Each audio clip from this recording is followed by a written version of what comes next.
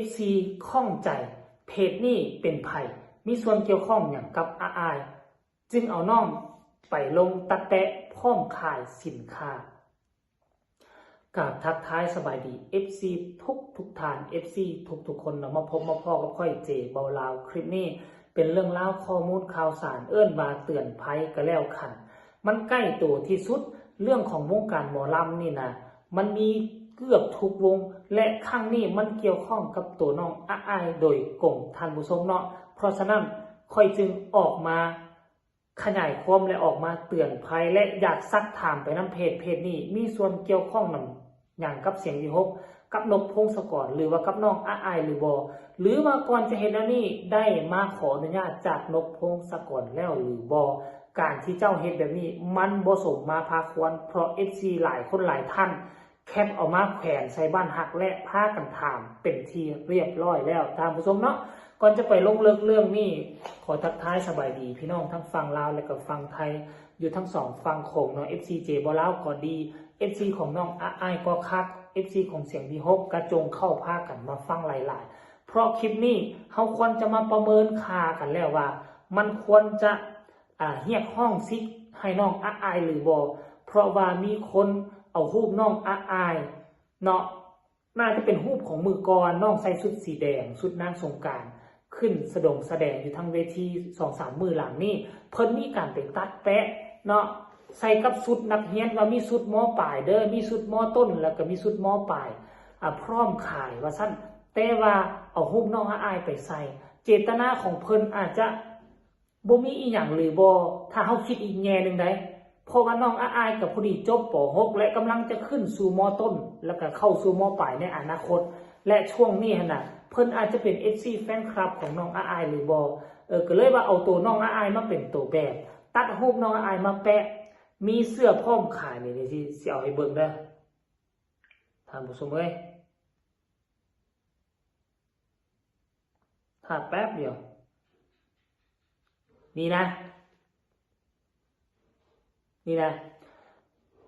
เสื้อนักเรียนม.ต้นม.ปลายหญิงทางห้านมีตาเรือใบกับตราสมอนะคะแฮชแท็กอาอายสกุลพรวาสันเดชหลังจากที่เพิ่นเอาลงแนวนี้แล้วเอารูปน้องอายไปตัดแปะแนวนี้แล้วถ้ากรณีว่ามีคนสั่งเสื้อไปแล้วเพิ่นบ่ส่งเด้จ่ายเงินไปทางออนไลน์แล้วเพิ่นบ่ส่งเสื้อให้เด้คนที่เสียหายก็คือไผก็คือน้องอาอายสกุลพรเพราะว่าเจบ่เล่าได้ไปเข้าเบิ่งเพจนี้แล้วเห็นบ่เป็นรูปการ์ตูนมีกาหัวใจมันเขียนภาษาอังกฤษแล้วนี่อยู่เวลาพวกเจ้าเข้าไปใน Facebook แล้วไปเขียนใส่มันจะติดตามด้วยภาษาไทยเขียนว่าบัตรคนพิการอันนี้เป็นเพจของคนพิการบ่ถ้าเฮ็ดแบบนี้หากินง่ายโพดบ่หรือว่าได้ขออนุญาตจากบอสนกพงศกรแล้วบ่ถ้าเป็นคนพิการจริงถ้าขออนุญาตจากนกพงศกรก็คงจะบ่มีอีหยังท่านผู้ชมเนาะหลังจากที่เห็นโพสต์นี้แล้ว FC แฟนคลับของน้องอาอายก็บ่สบายใจก็เลยว่าแคปเอาตัวนี้เอาไปแขวนใส่บ้านฮักน้องอาอายมาถามถึงเนาะรบกวนถามค่าว่าซั่นเด้แบบนี้ได้หรือเอารูปน้องลงประกอบกับการขายสินค้าตัวเองขออนุญาตถาม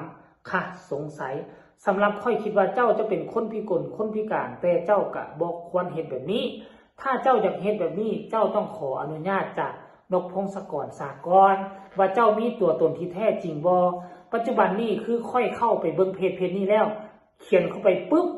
มันจะโชว์แต่ชื่อแล้วก็เห็นรูปแล้วก็ตามด้วยภาษาไทยเท่านั้นว่าบัตรคนพิการแต่เรื่องราวต่างๆนะการเคลื่อนไหวบ่มีอย่างคือปิดบังไว้หมดอันนี้คือเจ้าเจตนาบ่ดีเป็นแท้แน่นอนหรือบ่ท่านผู้ชมเนาะเพราะฉะนั้นเฮาก็ต้องได้ระมัดระวังช่วยกันถ้ากรณีว่าเจ้ามีความจริงใจต่อกับการเคลื่อนไหวครั้งนี้เจ้าก็บ่จำเป็นต้องปิดเจ้าควรจะเปิดเป็นสาธารณะค่อยเข้าไปเบิ่งแล้วมันบ่เห็นนะหรือว่าเราปิดไปแล้วเราลบไปแล้วหรือว่าจังได๋หรือแล้วว่าเขาโพสต์ขายเพียงแต่เป็นหมู่คู่ของเขาแต่มันก็บ่น่าจะเป็นไปได้นะคันถ้าโพสต์ขายในกลุ่มหมู่กลุ่มพรรคกลุ่มพวกอยู่ในแอปฟ้าแล้ว FC ของน้องอาอายเขาจะเห็นได้จังได๋อันนี้คือคำถาม เพราะฉะนั้นแล้วถ้าเจ้าเป็นคนพิการอีหลีตามที่เขียนไว้เจ้าก็บ่น่าจะเฮ็ดแนวนี้เจ้าควรจะหากินที่มันบริสุทธิ์สุจริตต่อจิตใจและต่อผู้อื่นอยากเฮ็ดอยากโฆษณาต้องมาขออนุญาตจากนกพงศกรนกพงศกรเราเป็นคนใจดีอยู่แล้วมากล่าวมาว่าเจตนาคือเจ้าอยากเฮ็ดหยังคันเป็นคนพิการก็ค่อยเป็นคนพิการเด้อทำมาหากินได้ก็ยากลำบากบ่ได้คือผู้อื่นเขาเพราะฉะนั้นค่อยเป็นผู้นึงเป็น FC ของน้องอายว่าจะขอเฮ็ดแล้วนี่พอน้องกับพอดีช่วงนี้ก็จบพอดีก็เลยว่าจะเอาตัวน้องอายมาเป็นตัวแบบมาเปรียบเทียบให้คนอื่นมาซื้อมาก็ว่าไปนกพงศกรคงบ่ใจแคบขนาดนั้นหรือในคิดอีกรูปแบบนึงเพิ่นออกมาโพสต์แบบนี้คือเพิ่นอยากส่งเสื้อนักเรียนให้น้องอายหรือบ่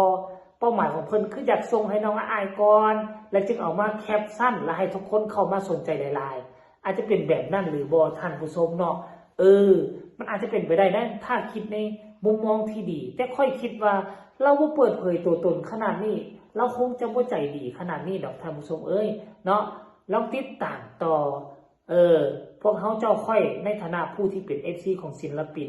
เกิดขึ้นปุ๊บถ้าเฮาบ่ท่วงบ่ตีมันก็จะกลายเป็นเขาเอิ้นว่าสิ่งที่บ่ดีต่อศิลปินเฮาปะไว้คนอื่นก็บ่ฮู้นะในเมื่อคนอื่นบ่ฮู้แล้วคนผู้ที่เฮ็ดบ่ดีต่อศิลปินที่พวกเฮาติดตามมันก็ได้ใจซั่นตัวมันก็เฮ็ดขึ้นเฮ็ดอีกเฮ็ดหลายๆเฮ็ดเป็นวงกว้างผลเสียหายมันตกใส่ตัวศิลปินน้องอายแห่งอายุเพียงส่ำนี้ฉะนั้นบ่อยากให้ปัญหาตกใส่นาง